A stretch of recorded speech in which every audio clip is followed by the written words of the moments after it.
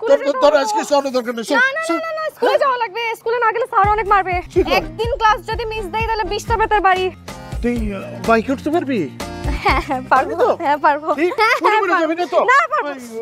বাতি যা, তুমি আমার মেয়েটারে একটু স্কুলে দিয়ে আসো। হ্যাঁ, তৌসিফ তটিনী জুটি হয়ে আজকাল অনেক গল্পেরই নায়ক নায়িকা হয়েছেন, পাচ্ছেন সফলতাও। তবে এই ঈদে খানিকটা ভিন্ন গল্পের আবহে পর্দায় হাজির হচ্ছেন তারা। দুজনকে জুটি করে হাসিব হোসাইন রাখি নির্মাণ করেছেন ঈদের বিশেষ নাটক মন দিওয়ানা। সিএমবির ব্যানারে সদ্য নির্মিত এই নাটকের সিনেমাগ্রাফিতে ছিলেন রাজু রাজ। একটি বিশেষ চরিত্রে অভিনয় করেছেন নাদের চৌধুরী। চিত্রনাট্য লিখেছেন নির্মাতা নিজেই। মন দিওয়ানা গল্প প্রসঙ্গে নির্মাতা সারসংক্ষেপ এমন: রসু বাউন্ডেলে ও বন্ধুপ্রেমী একটা ছেলে, ভার্সিটিতে পড়লেও সারাদিন বাইকে চেপে ঘুরে বেড়ায় আর বাউন্ডেলে জীবন কাটায়।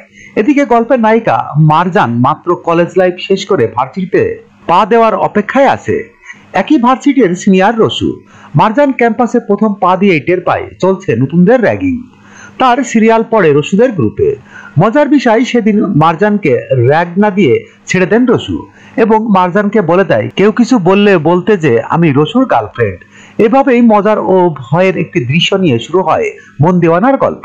নির্মাতা হাসিব হোসাইন রাখির মতে গল্পটা শুধু প্রেমের নয়, বন্ধুত্বেরও, যেখানে প্রেম ও বন্ধুত্বকে তুলে ধরা হয়েছে সমান্তরাল গতিতে, যা দেখে দর্শকরা ভিন্ন স্বাদ পাবে।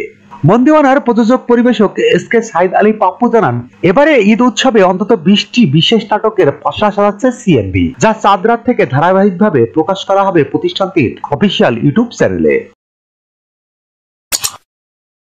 যখনকার খবর তখনই দেখতে চোখ রাখুন সুন 24 টিভিতে। চ্যানেলটি সাবস্ক্রাইব করুন।